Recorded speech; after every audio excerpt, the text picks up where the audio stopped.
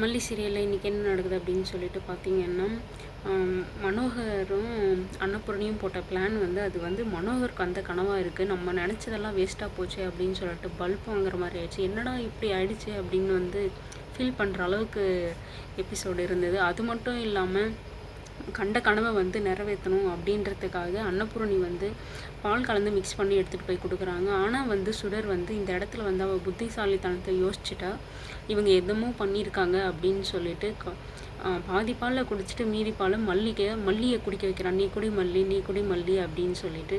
ஆனால் அந்த இடத்துல மல்லி குடிச்சிட்டதுனால அவங்க எதுவுமே கலக்கலை அப்படின்னாலையும் அவளை மிரட்ட முடியாதில்ல. அது சுடர் நல்லாவே கேட்ச் பண்ணி ஒரு ஐடியாவை போட்டு உடனே இந்த மாதிரி பண்ணிட்டாங்க. அன்னபூரணிக்கும் மனோகருக்கும் ஒரே ஃபீலிங் ஆகிடுச்சு. என்னடா இப்படி ஆகிப்போச்சு, நீ குடிக்காத மல்லின்னு எவ்வளவோ ட்ரை பண்ணியும் மல்லியை குடிக்க வச்சுட்டா சுடர். இந்த விஷயம் மல்லிக்கு தெரியாமல் இவங்க பிளான் போட்டிருந்தா தப்பு.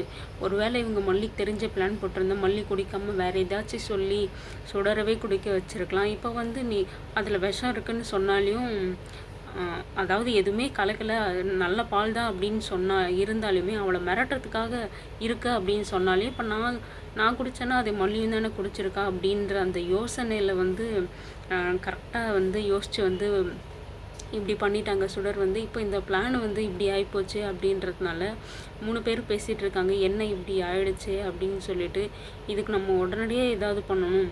இப்போ அவள் செஞ்சதுமே எனக்கு இன்னுமே ஸ்ட்ராங் ஆகிடுச்சு. யாராவது இப்படியெல்லாம் யோசிப்பாங்களா, சுயநலம் இல்லாமல் இருக்கிறவங்க அப்படின்னு சொல்லிட்டு அன்னபூரணிக்கு இன்னுமே ஸ்ட்ராங்காக தான் டவுட் வருது. அவள் எவ்வளோ அழகாக யோசித்து இந்த அளவுக்கு பண்ணுறான்னா, அவள் எப்படி நீங்கள் நல்லா இல்லை அப்படின்னு சொல்லலாம் அப்படின்னு சொல்லிட்டுருக்காங்க. அன்னபூரணி கரெக்டு தானே. இப்போது யாரோ ஒருத்தங்க நான் மனநலம் சரியில்லை அப்படின்னு சொன்னால் நினச்சதை சாப்பிடுவாங்க, சொல்கிறத இதுன்னுவாங்க. அது எப்படி நம்ம ஏதோ ஒன்று கொடுக்குறோம் அப்படின்னு தெரிஞ்சு பிளான் போட்டு உன்னையும் குடிக்க வச்சுட்டு அவள் யோசித்து தான் நல்லாவே முடிவு பண்ணியிருக்கா அப்படின்னு சொல்லிட்டு அன்னபூர்ணி தெளிவாகவும் சொல்லிகிட்ருக்காங்க. நமக்குமே புரியுது. ஆனால் மல்லிக்கு இன்னும் டவுட்டாகவே இருக்குது. இப்படியும் இருக்கலாம், அப்படியும் இருக்கலாம், இல்லை இருக்காது அப்படின்னு சொல்லிட்டு. மல்லிக்கு என்ன தோணுது அப்படின்னு சொல்லிட்டு பார்த்தீங்கன்னா, அது ரேணுகா அக்கா தான். ஆனால் மனநலம் பாதிக்கப்பட்டிருக்கிற மாதிரி நடிக்கிறாங்க அப்படின்றத மட்டும்தான் அவங்க மைண்டில் இருக்க தவிர, அது ரேணுகா அக்காவாக இருக்காது அப்படின்ற அந்த தாட் அவங்களுக்கு வரவே இல்லை. அது மட்டும் இல்லாமல் இவங்களுக்கு இப்படி ஒரு சந்தேகம் இங்கெல்லாம் போயிட்டுருக்கு. அவங்க அந்த சந்தேகத்தை எப்படி நம்ம தெளிவுபடுத்திக்கிறது, அவளை எப்படி அவள் கேரக்டரை நம்ம வெளியே கொண்டு வர்றதுன்னு இவங்க 3 பேரும் இங்கே ட்ரை பண்ணிட்டு இருந்தா, விஜய் என்ன பண்ணுறாரு அப்படின்னு சொல்லிட்டு கொஞ்சம் கூட புரியவே இல்லை. மல்லிக்கிட்ட ஒரு ஹோப் கொடுக்குறாரு, மல்லி எனக்கு நீ தான் முக்கியம் அப்படின்னு சொல்லிட்டு. ஆனால் இந்த சைடு எப்போ பாரு ரேணுகா பின்னாடியே சுற்றிட்டு இருக்கிறதும் இல்லாமல் ரேணுகாவை இன்னைக்கு ஹக் பண்ணிட்டு நிற்கிறாரு. இதை இதெல்லாம் பார்க்கணுமா அப்படின்ற மாதிரி ஆயிடுச்சு நமக்கே.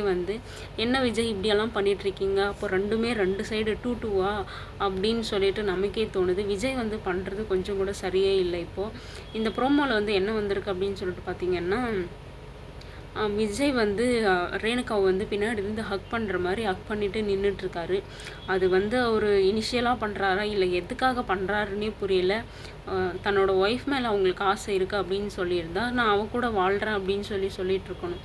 ஆனால் இங்கே மல்லிக்கிட்டேயும் எனக்கு ஒரு ஹோப் கொடுத்துட்டு, எனக்கு நீ லைஃப் லாங் இருக்கணும், என் கூடயே இருக்கணும், ஆனால் எதுக்காக, உங்களுக்கெல்லாம் வேலை செஞ்சிட்ருக்கிறதுக்காக வேணுமா அப்படின்னு சொல்லிட்டு கேட்கணும்னு தோணுது. விஜயை மல்லிக்கு ஒரு ஹோப்பு கொடுத்துட்டு இங்கே ரேணுகா கூட ரொமான்ஸ் பண்ணிகிட்ருக்காரு. அது மட்டும் இல்லாமல் இவங்க இப்படி கட்டி பிடிச்சி நின்றுட்டுருக்கிறத மல்லியும் பார்த்துட்றாங்க. மல்லிக்கு அந்த இடத்துல என்ன சொல்கிறது என்ன பண்ணுறதுன்னே தெரியல, அழுதுட்டு நின்றுட்டுருக்காங்க. இதை எப்படி ரேணுகா அலோவ் பண்ணுறாங்கன்னு தெரியல. இப்படி ஒரு வேளை இப்படியெல்லாம் விட்டால், இப்போது அவங்க சரியில்லை அப்படின்னு சொல்லியிருந்தா கிட்டையே சேர்த்து விட்டுருக்க மாட்டாங்க. இப்போ ஹக் பண்ணுற அளவுக்கு விட்டுருக்காங்கன்னா எதனால் அப்படின்னு தெரியல. இந்த சொத்துக்காக விஜய் கிட்ட க்ளோஸ் ஆக பார்க்குறாங்களா என்னன்னு தெரியல.